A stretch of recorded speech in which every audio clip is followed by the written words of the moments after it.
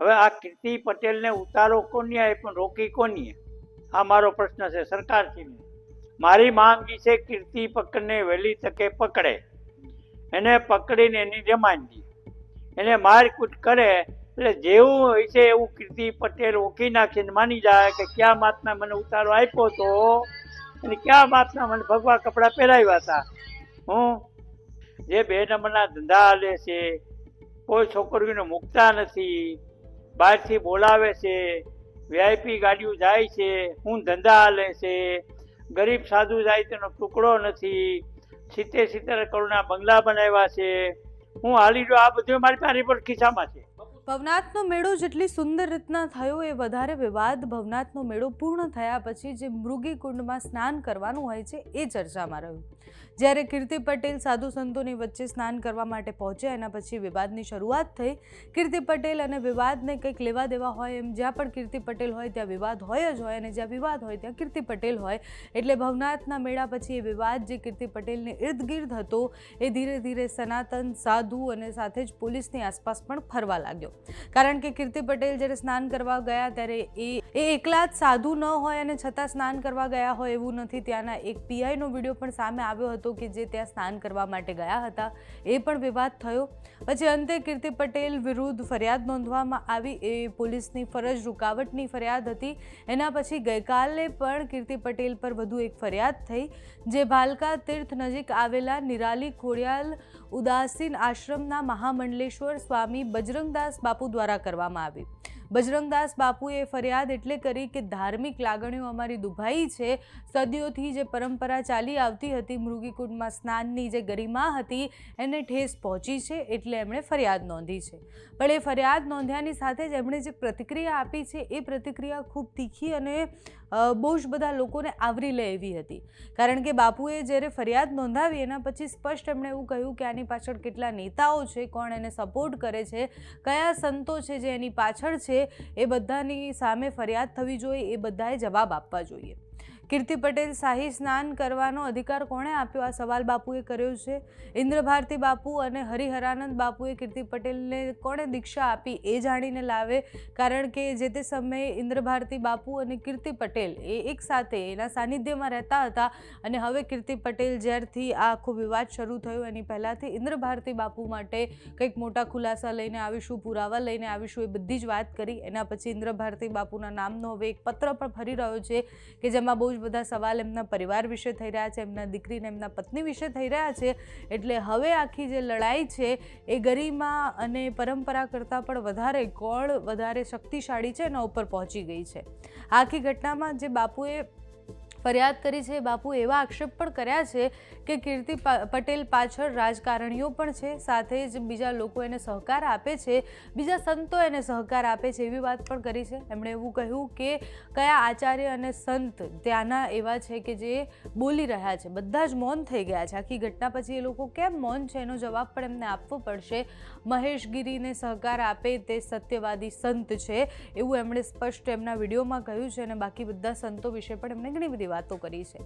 આખો વિવાદ જ્યારે શરૂ થયો ત્યારથી જ ખબર હતી કે કીર્તિ પટેલ સામે ફરિયાદ તો થઈ જશે, પણ એ ફરિયાદ પછી સંત અને સમાધાનની વાત જે હતી, એટલે સંતો વચ્ચે આવીને સમાધાન કરાવશે એવી વાત આવી રહી હતી.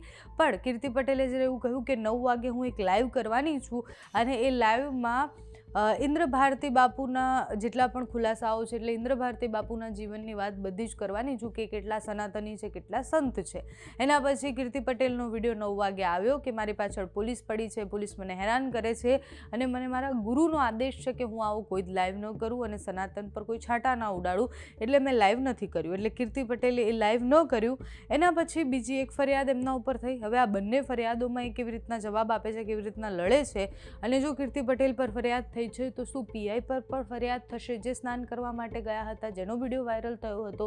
એટલે પ્રશ્ન બહુ જ બધા છે. અત્યારે તો બાપુએ જે પ્રતિક્રિયા આપી છે, પ્રતિક્રિયામાં એમણે નેતાઓ ઉપર અને સંતો ઉપર પણ આક્ષેપ કર્યા છે. તો એ કયા નેતાની વાત કરી રહ્યા છે, કયા સંતોની વાત કરી રહ્યા છે તે સાંભળો.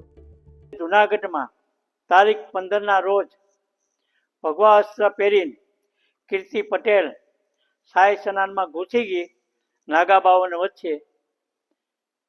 એને એમ કહે છે કીર્તિ કે હું બધાને જોઈ લઈશ, વિડીયોમાં મેં સાંભળ્યું, મેં હરૂભરૂ એને ઓળખતો પણ નથી.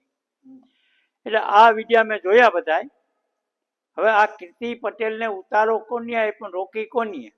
આ મારો પ્રશ્ન છે સરકારશ્રીને. અને જુનાગઢ જિલ્લા કક્ષાની એસપીની મેં રજૂઆત કરેલી છે આ બાબતમાં કે હું ફરિયાદી બનું છું. જુનાગઢના સાધુ આગળ ન આવે તો કંઈ નહીં, ક્યાંય પણ ગુજરાત પણ હું આગળ આવીશ તો પછી મહાત્મા હું કીર્તિને છોડીશ નહીં. એટલે કીર્તિના નામનો મેં ગુનો લખાવ્યો છે. અને એ મારે એસપીઆઈ અને કલેક્ટર બધે વાત થઈ ગઈ છે, એની તપાસ ચાલુ છે. હવે આજકાલ ગાડી પકડવા જાય જ્યાં અહીં છે ત્યાં. અત્યારે એ હજી ભવનાથમાં મળી નથી. હવે મારી પાસે એવા રિપોર્ટ છે, પણ કદાચ આને અમદાવાદ કે સુરત જાય, ત્યાંથી પકડી આવશે, એની રિમાન્ડની માંગણી થાય, એને મારકૂટ થાય. મને ઓફિસર ઉપર ખાસ વિશ્વાસ છે, કેમ ઓફિસરોને મેં આશીર્વાદ આપ્યા છે. ઓફિસરો બને ત્યાં સુધી આ સનાતન ધર્મનું ખરાબ નહીં કરે, પૂરો વિશ્વાસ હિન્દુ છે. અને ઘણાને હું ઓફિસરોને આશીર્વાદ આપ્યા છે, પ્રમોશન લઈને ગયા છે અહીંથી મારી પાસેથી. હિન્દુ સમાજને મેં બને ત્યાં સુધી સનાતન ધર્મનો ઘા કરે ત્યાં હું સહન કરતો નથી. બાપુ, આ ઘટનામાં તમારી માંગ શું છે?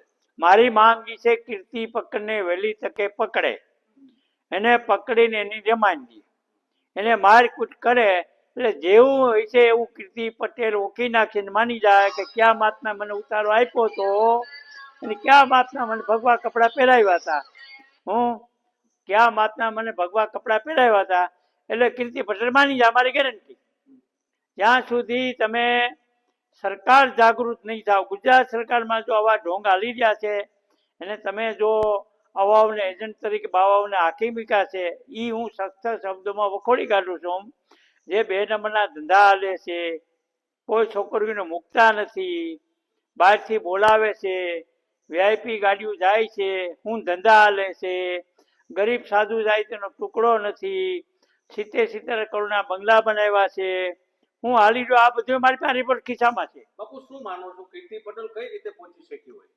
કીર્તિ પટેલનું મારું માનવું એ છે કે હરિહર ભારતી આશ્રમ, હરિહર ભારતી છે ત્યાં આશ્રમમાં રોકાણી. મારું માનવું એમ છે, હું એમ કહેતો રોકાણી કેમ, પણ મારું માનવું એમ છે કે હરિયાણ એ એમ કહેતી કે હરિયાણ ભારતી મારા ગુરુ મહારાજ છે.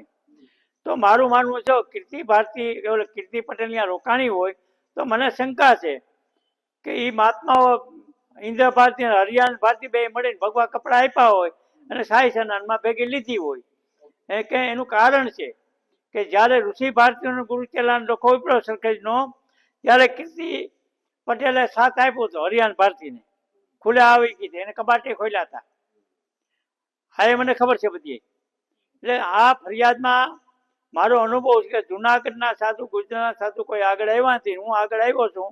હું તપસ્વી મહાત્મા સરકારશ્રીને પણ મારી આ રજૂઆત છે કે આની ધરપકડ કરીને આની રિમાન્ડ થવી જોઈએ. કોણ નિવેદન લઈ ગયું છે તમારું પોલીસ? મારું નિવેદન લઈ ગયા ત્યાં ઓરદારા સાહેબે મેં આપ્યું છે, ત્યાં ભવનાથના પટેલ સાહેબને આપ્યું છે.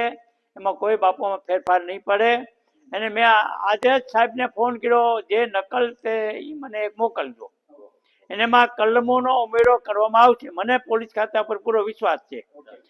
એમાં કોઈ ફેરફાર નહીં થાય. અને ફેરફાર થાય તો હું દિલ્હી ફોન કરી લઈશ. જુનાગઢ મેં કરી છે એસપી સાહેબને ખુદને, ઓરદારા સાહેબને. અને એને મારું નિવેદન લીધેલું છે ઓરદારા સાહેબે. એને ઓરદારા સાહેબે મને ખાતરી આપી, મેં ફોન કર્યો છે કે સાહેબ ઓરદારા કે મારી ખાતરી બાપુ કીર્તિને હું ગમે એમ કરીને પૂરી દઈશ. આજ મારી એક માંગ છે, બીજું કોઈ માંગ આમાં નથી. આમાં કોઈ સાધુ પર હું કેસ કરવા માંગતો નથી. કીર્તિ પકડાય ને મારે ડિમાન્ડ થાય એટલે સાધુના નામ ખુલશે. આમાં કોઈ પણ. અને હિન્દુ ધર્મને હું એવી જાગૃત કરું બેનું દીકરીઓને, આ નવયુવાનો જેટલા હિન્દુના દીકરા આગળ આવો. આજ બેનું દીકરીઓના જે બળાત્કાર થાય છે ને પાછું ભીનું હકેલાઈ જાય છે. આમાં વિદ્યાવાળા આગળ આવો. તમે જ્યાં વિદ્યાવાળા કોઈ ત્યાં તમને સહકાર આપે. અમારી દીકરીઓના જે બળાત્કાર એ બંધ કરાવો. આજ અમે જોયું, અનુભવ કર્યો કે ભાજપ વાળા ગાડી નાખીને લઈ જાય છે. હમણાં દીવમાં પકડાના, હું કરી લીધી, ભીનું હકેલાઈ ગયું. એટલે હું ખુલ્લો આક્ષેપ કરું છું.